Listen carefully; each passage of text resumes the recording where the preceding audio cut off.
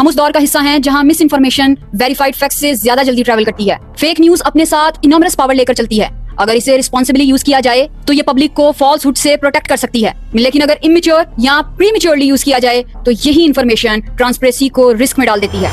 इसकी जीती जागती मिसाल उस बेबस शौहर की है जिसकी बीवी और बेटी उसकी आंखों के सामने मेन हॉल में गिर गए, लेकिन उसी शख्स को अपनी बीवी और बेटी को गायब करने के जुर्म में पुलिस ने हिरासत में ले लिया। ये वाकया लाहौर में भाटी गेट और दाता दरबार के करीब पेश आया, जहां 24 साल की सादिया अपनी 10 माह की बच्ची के हमरा गुजर रही थी। सादिया का ताल्लुक शोरकोट से था, जो कि अपने खानदान के हमरा लाहौर आई हुई थी। ये वाकया शाम 7:30 पर पेश आया, जब वो रिक्शे से उतर रही थी। उनकी गोद में अपनी 10 माह की बेटी थी।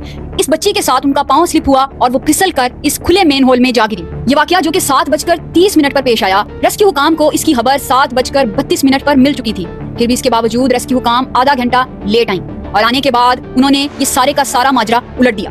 उन लोगों ने आकर ये कहा कि ये जो पाइपलाइंस हैं ये इतनी चोरी है ही नहीं कि यहाँ से वो औरत या बच्ची गुजर सके। तो ये शख्स झूठ बोल रहा है। यहाँ तक कि उन्होंने ये कहा कि तुम्हारी बीवी और बच्ची भाग गई है यहाँ से, यानी तुम्हारी बीवी बच्ची को लेकर फरार हो गई है। और फिर उस पर इल्जाम लगाया कि शायद तुमने अपनी बीवी और बच्ची का कत्ल कर दिया है और अब तुम ये सारी मनगढ़ंत कहानी बना रहे हो। मतलब किसी तरह से एक फॉल्स नैरेटिव सेट करने की कोशिश की गई और वो शख्स जिसने अपनी आंखों के सामने ये सारा वाकया देखा, उसे हिरासत में लेकर मारा पीटा गया। उससे इतराफे जुर्म करवाने की कोशिश की गई, वो जुर्म जो उसने कभी किया ही नहीं था। और वो साथ ही साथ इस चक्लिश में भी था कि उसकी बच्ची और उसकी बीवी के साथ आखिर क्या हुआ होगा, क्योंकि रेस्क्यू काम वो ऑपरेशन को पूरी तरह से परफॉर्म कर ही नहीं रहे थे, बल्कि सारे का सारा मलबा उसके ऊपर डाल रहे थे। ये जो एरिया है ना, और दाता साहब को आपको पता है कि दाता साहब का सराउंडिंग का मैकेनिज्म क्या है। दाता साहब अक्सर लोग आके ना भागने की भी कोशिश करते हैं। वो बंदा को डाउटफुल सा लग रहा है, मुझे समझ नहीं आ रही उसकी, इसमें से नहीं निकल सकती, आपको भी नजर आ रहा है। कोई बात है उसको कंफर्म नहीं है, वो कह तो रहा है, लेकिन मेरा नहीं ख्याल कि उसको कंफर्म है। वो उतर के इधर उधर हो गई है कहीं कोई के बाद सर, वो क्यों होगा मुश्किल है। यहाँ से भी चेक कर लिया हमने, आगे भी देख लिया, और अंदर से पाइप में से गुजरने की सूरत हाल ही नहीं है। और भी सतम ज़रीफ़ी देखिए कि वो शख्स कभी भी मासूम साबित ना हो पाता अगर उसकी बीवी की लाश ना मिलती। जी हाँ जी, यानी कि उसकी बीवी का मरना ही इस वक्त उसके लिए इस चंगुल से बचने के लिए जरूरी था, क्योंकि पुलिस ने केस उसके ऊपर ही डाल दिया था, उसकी बीवी और बच्ची के कत्ल का। या कि जो रेस्क्यू वाले वो कह रहे हैं कि उस होल से आगे नहीं जा सकती, उन्होंने आगे 2 भी चेक किए हैं होल, उसके अंदर भी नहीं है। तो आप हमें सच बता दो कि आप बोल तो नहीं रहे कि इसी कुएं में गिरी है या कहीं कि आप बोल रहे हो कि शायद किसी और होल में गिरी हो। मैंने कहा मैं उधर ही खड़ा रहा हूँ, मैंने अपनी आंखों से देखा कि उसी के अंदर ही गिरी है। आप हमें सच बता रहे हैं, आपने अपनी बीवी को किसी रिक्शे वाले के साथ बिठा दिया हो, इस तरह की नज़ेबा बातें करते रहे हैं कि आपने खुद कहीं भेज दिया, ये किया वो किया, तो या आपने खुद कहीं अगवा करवा दिया, ऐसी बातें करते रहे। तो उसके बाद मुझे ये पीछे कमरे में ले गए, वहाँ पे एसपी बिलाल साहब थे और SHO साहब थे जहांबाज, तो उन्होंने मुझे तशद्दुद किया। मैं इनको कहता रहा हूँ कि आप वेट कर लें, रेस्क्यू को और चेक करने दें, मैं आपके पास ही हूँ, मैं कहीं जा नहीं रहा। बदकिस्मत शौहर की बीवी सादिया 18 घंटे बाद आउटफॉल रोड के डिस्पोजल स्टेशन से बरामद हुई, लेकिन मुर्दा हालत में, और बच्ची की लाश सकिया पुल से मिली, जो वाकये से 5 किलोमीटर दूर है।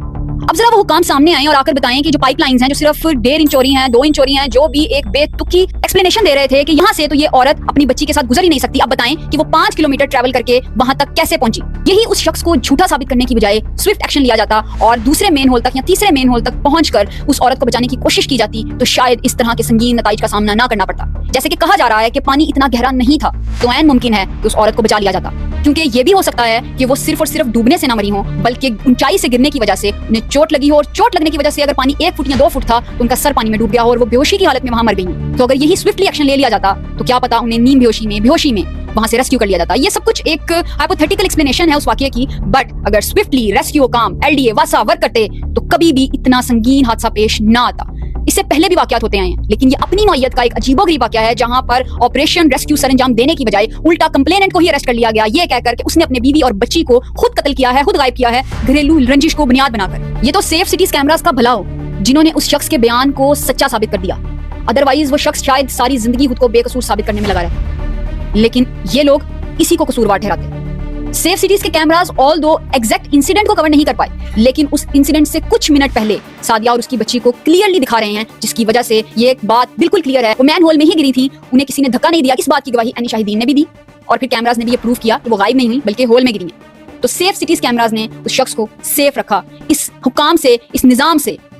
सीसीटीवी फुटेज ने हस्बैंड के बयान को सच्चा साबित किया, अदरवाइज इस निजाम की जो गफलत और लापरवाही थी उसने कोई कसर नहीं छोड़ी थी उस शौहर को सजा दिलवाने में। वाकये की संगीनी को मद्देनजर रखते हुए मरियम नवाज साहिबा जो कि भक्कर में थी, वो फिलहाल लाहौर आई और उन्होंने लाहौर एयरपोर्ट के ऊपर ही एक इमरजेंसी मीटिंग कंडक्ट की, जिसमें उन्होंने इन तमाम हुकाम को अकाउंटेबल किया।